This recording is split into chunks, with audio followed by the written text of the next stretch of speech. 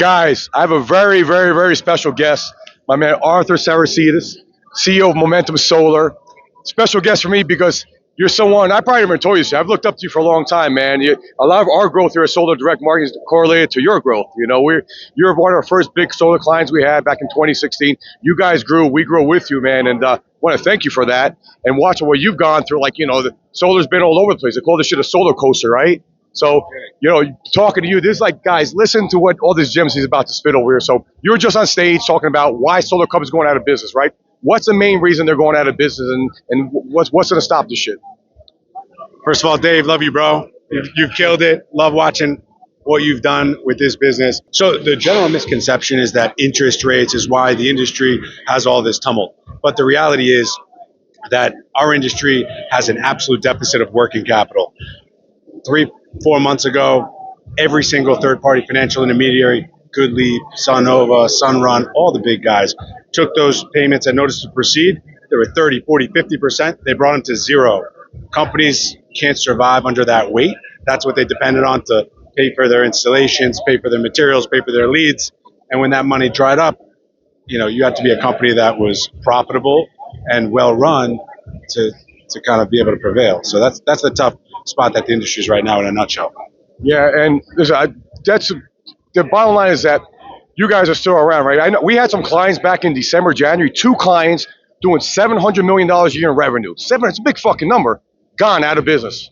And so to put a finer point on what I was saying, that is the problem exactly. These companies, through these frothy periods of exuberance, were growing because financial partners, they wanted to grow too. So they're giving you 30, 40, 50% up front. And as long as they were getting that money, sales was the easy part. So they kept growing.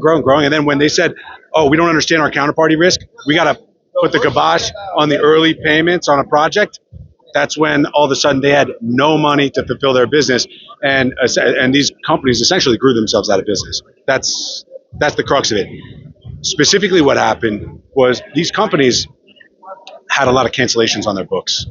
So it's not only that they didn't have money to front advance payments to sales reps to pay for their materials, but at the same time, they were taking that money, playing the float to manage their business, use that as working capital when maybe, if there was some of our vendors, we had $30, $40 million in the bet. What percentage, if you're a good company, maybe 5 million of that would be canceled projects.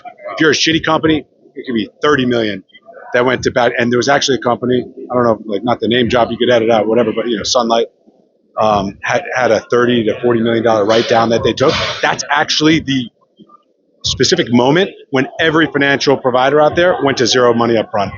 And that's when growth in the industry stopped on a dime. It wasn't the systematic increase of interest rates. Everybody correlates it to that. And actually, through this period, a lot of companies are experiencing margin expansion because component prices are falling precipitously. We have material, modules, as an example, down 50% year over year. And then there's also some price elasticity within customers. So between being able to charge customers a little more, panel prices falling and prices otherwise falling, a lot of companies have a thicker margin than they had previously. Yeah. Guys, the panel was just amazing. That's one of the best panels I've seen in years. What you guys are talking, I'm talking about. Listen, people watch my show. I'm all rah sales, and you guys I see now. It's at Momentum. I saw you guys at 26. It was all rah. It was fun, right? But at the end of it, you got to look at your fucking numbers. If you're not looking at your numbers, you're not going to be able to grow. You're going to be out of business. So can you talk a little bit about that? You said some crazy stuff on stage. You talk about you can always cut another 25%. And I think that's kind of like. People don't understand that. They get nervous about that. But looking at every single dollar, right? You have to have a return for every single dollar. Can you expand upon that? Yeah, so one of the questions that they asked on stage is, what should we do? How do you, and I mean, the immediate answer is cut costs. Make sure that your business is profitable because there is not external capital in this type of market right now to grow your business. That money, if you could take it on board, is going to be so punitive in terms of the restrictive covenants it imposes on your business, you'll collapse under its weight.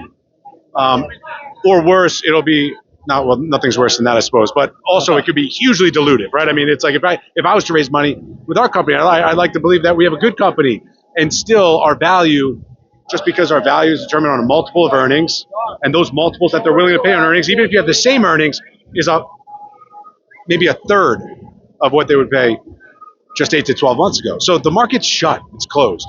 So we need health self-help provisions. And what self-help is that? Making money, having that money fuel your operations and your growth and development.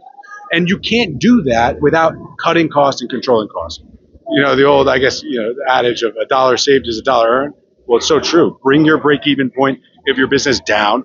Look at your general administrative expenses, cut them. Your sales and marketing expenses. Who's not productive? We don't have time to wait for people to be, to support them and hopefully that they're going to produce in 3-4 months. What's a normal cycle in your business for somebody to be productive, to bring you people to generate leads? You know within 60 to 90 days. I would argue if it's not happening inside of 30 days, you got to have signs. Inside of 60 days, no longer. For sure. If they're not paying themselves, you said it. Every dollar that we contribute to payroll has to have a return affiliated with it. It's an imperative. It's not. This is for viability's sake. So if they're not doing it, we have to move on to the next people, foster growth, train, make sure you do all those things so everybody has the best chance. But if they're not able to be a productive contributing member to your earnings, so you can reinvest those earnings into the growth, modest growth of the business, we need to grow slower. This industry was growing at a 35 to 40% clip year over year. It's not time for that. We need to slow down, be viable, take advantage of the fact that companies that make it are going to be in this complete open playing field with so much more TAM and white space for us to tackle new customers, new clients. There's a lot of consolidation going on right now. The companies that survive are going to take tremendous share in the future. We don't need the growth right now. We need to survive, get through it, try to make money along the way. When you say consolidation, that's what I think is going on. I think that's a sign of a maturing industry, right? When you got involved in the industry, right? You got right out of college, right? It was pro custom sold into momentum. You guys blew the fuck up like a rocket ship, and now you're seeing the consolidation. But that's part of maturity, and that's where the cream rises to the top. You agree with that, or? Absolutely, yeah. Absolutely. Right now, it's more attrition actually than consolidation. So, but just because there's a lot of companies that candidly aren't great companies, some good companies that just didn't. It's hard. It's very hard. If you have success and you find success in sales and you did $20 million in a year, and all of a sudden you did $20 million in a month. Well, how do you have the controls and you've done procedures? You've been there. Yeah, sure, and far beyond. And I think that without the requisite people in place, it would be impossible. And I've also learned along the way, going through really positive and negative cycles, don't wait to cut expenses. And you think that you're going to be, cutting into bone if you cut 20% of your staff. I'm telling you, that's not the case. And a lot of times, the bottom 10%, you should almost be in a perpetual process of getting them out and working them out for their sake as well. So they could go find opportunities where they're going to be, because so long we've had employees for 3, 4, 5 years in sales, just totally mediocre and marginal. And ultimately we're holding them up, taking up the prime of their lives where they could be investing in broader, broadening their growth and development opportunities. But instead, we're keeping them hostage to a mediocre thing, right? So it's like you have to, you can't think of this in terms of an altruistic perspective. I don't think you have to be a strong leader that thinks about the balance of your employees. And we're in this business right now. If we have a few thousand employees and 500 have to go, that's for the remaining thousands of employees, and for the ones that leave because they're going to go find better opportunities. We're not getting rid of our best and brightest and our producers. We're getting rid of people where this wasn't a great pragmatic fit. So we can't be afraid of that process. We can't think we're doing people a favor. We're hurting people.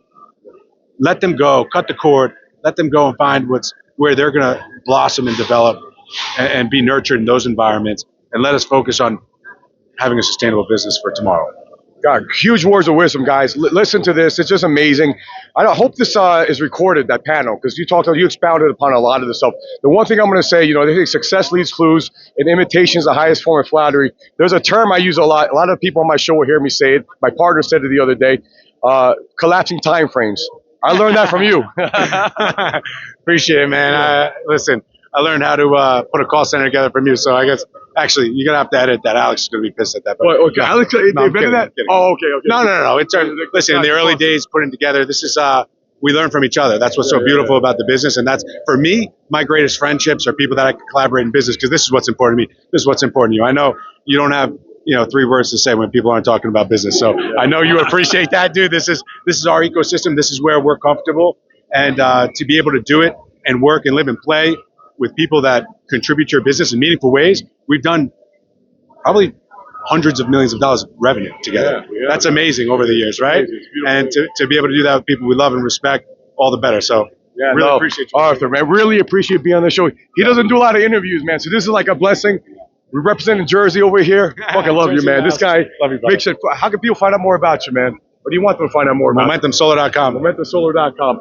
Watch that fucking panel. I hope we can drop a link to it. That was amazing, guys. Anyone in business, this guy's got nothing but pure nuggets. Love it, my man. Appreciate you, guys. Thanks again, man. Thanks for doing it.